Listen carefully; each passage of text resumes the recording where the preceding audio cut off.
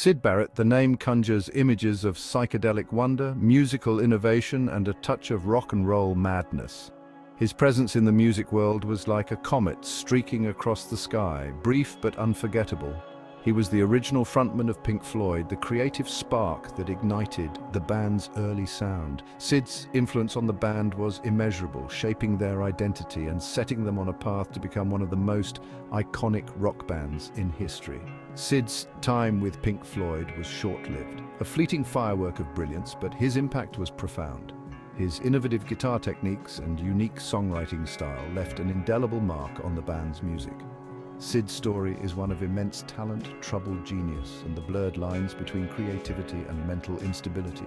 His mind was a labyrinth of ideas, constantly exploring new artistic territories, yet it was also a fragile place, susceptible to the pressures of fame and the effects of drug use.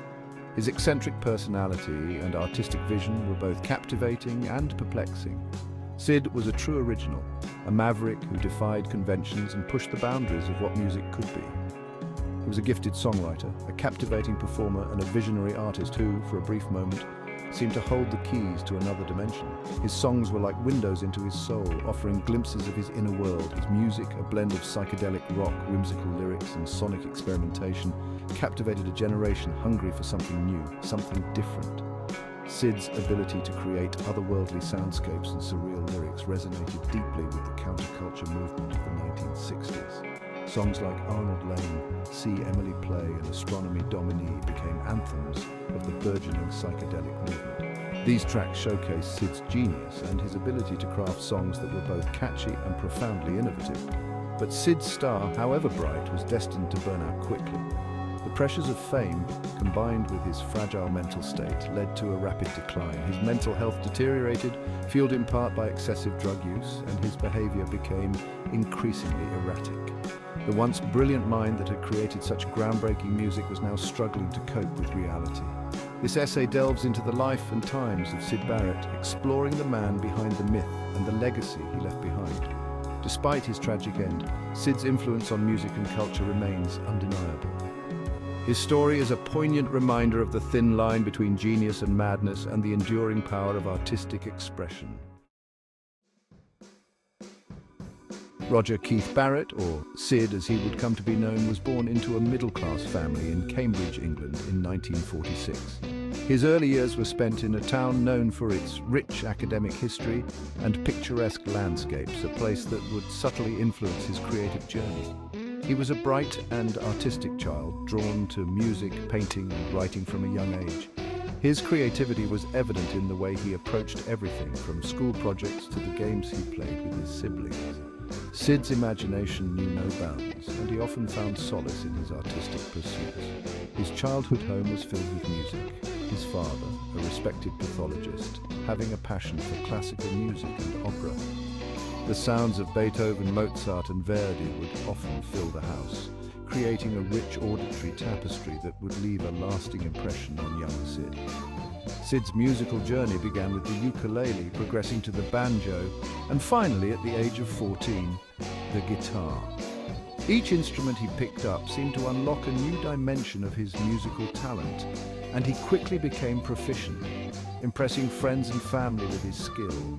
He immersed himself in the music of the time, absorbing influences from blues legends like Bo Diddley and Chuck Berry to the emerging sounds of rock and roll emanating from across the Atlantic.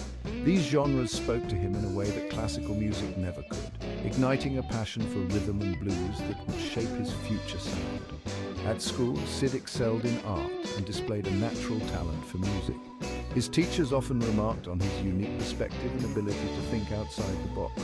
He participated in school talent shows where his performances were always a highlight, showcasing his burgeoning talent to an appreciative audience. He formed his first band, Jeff Mott, and the Mottos, while still a teenager, playing a mix of covers and original songs. The band was a local sensation, performing at small venues and school events, and it was here that Syd began to hone his skills as a performer and songwriter. It was during this period that Syd began experimenting with songwriting, crafting his unique blend of whimsical lyrics and catchy melodies. His songs were a reflection of his inner world, filled with vivid imagery and a sense of wonder that captivated those who heard them. Life in Cambridge, a town steeped in tradition and academia, seemed to both nurture and clash with Syd's burgeoning artistic spirit. The contrast between the town's structured environment and his free-spirited nature created a dynamic tension that fueled his creativity. He was a free spirit in a structured world, a budding artist yearning to break free from convention. Syd's journey was just beginning, and the seeds of his future success were being sown in these formative years, setting the stage for his eventual rise as a musical icon. One of the most enduring myths surrounding Syd Barrett is the infamous Vaseline incident. The story, repeated and embellished over the years, claims that Syd, in a drug-induced haze, smeared a jar of Vaseline into his hair before a gig, creating a bizarre melted candle effect. While the visual is undoubtedly striking, fueling the image of Syd as a psychedelic spaceman, the truth is far less sensational. While Syd did experiment with makeup and costumes, often incorporating glitter and bright colors into his stage persona, there's no concrete evidence to support the Vaseline story. This anecdote, however, highlights the way in which Syd's image became intertwined with the psychedelic culture of the 1960s. His eccentric personality and flamboyant stage presence, combined with his groundbreaking music, made him a countercultural icon, a symbol of youthful rebellion and artistic exploration. The Vaseline story, true or not, has become part of the Syd Barrett mythology, a testament to the power of image and the enduring fascination with his enigmatic persona. Section 4. A Kaleidoscope Mind, LSD and Creative Expression. The 1960s were a time of great social and cultural upheaval, and at the forefront of this revolution was the emergence of psychedelic drugs, particularly LSD. This era was marked by a profound shift in societal norms, with people seeking new ways to express themselves and break free from the constraints of conventional thinking.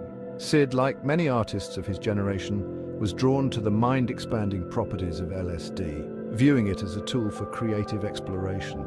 The drug offered a gateway to uncharted territories of the mind, allowing artists to tap into a wellspring of inspiration that was previously inaccessible. There's no denying that LSD played a role in Syd's creative process.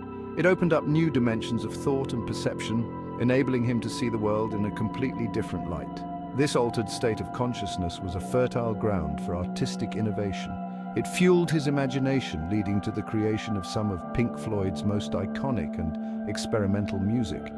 The band's soundscapes became more intricate and layered, reflecting the complex inner journeys that LSD facilitated. Songs like Astronomy Domine and Interstellar Overdrive are infused with a sense of cosmic wonder and sonic adventurousness that reflected the psychedelic experience. These tracks are not just music, they are auditory voyages that transport listeners to otherworldly realms. However, it's important to avoid simplistic narratives that attribute Syd's genius solely to drug use. While LSD was a significant influence, it was not the sole source of his creativity. Syd was a gifted artist long before he ever tried LSD. His innate talent and unique perspective on life were evident in his early works, showcasing a depth of creativity that was entirely his own. His artistic vision, his way with words and melody, were evident from his earliest compositions. These qualities were the foundation upon which his later, more experimental works were built. LSD might have amplified his creativity, but it didn't create it. The drug served as a catalyst, enhancing and magnifying the talents that were already present within him. It acted as a catalyst, a magnifier of his existing talents. This amplification allowed Syd to push the boundaries of his art, exploring new sonic landscapes and lyrical themes that were previously unimaginable. Syd's genius was his own. The drugs merely provided a different lens through which to view the world. This altered perspective enriched his work, adding layers of complexity and depth that continue to captivate audiences to this day. His legacy is a testament to the power of the human mind and its ability to transcend ordinary experiences, creating art that resonates across generations. Section 5. The Unraveling Genius on the Precipice. As Pink Floyd's popularity soared, the pressures of fame and the relentless touring schedule took a toll on Syd's mental state. His drug use escalated, and his behavior became increasingly erratic and unpredictable.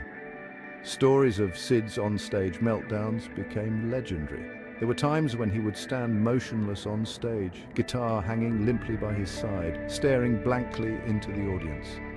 Other times he would launch into improvised discordant jams that left his bandmates bewildered. The once charismatic frontman was withdrawing into himself, his grip on reality slipping. His lyrics, once filled with whimsical charm, grew darker, reflecting his inner turmoil. The music, too, became more fractured, less cohesive, mirroring his fragmented mental state.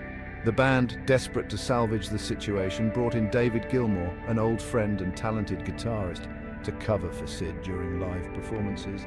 However, it soon became clear that Syd's condition was deteriorating beyond the point of recovery.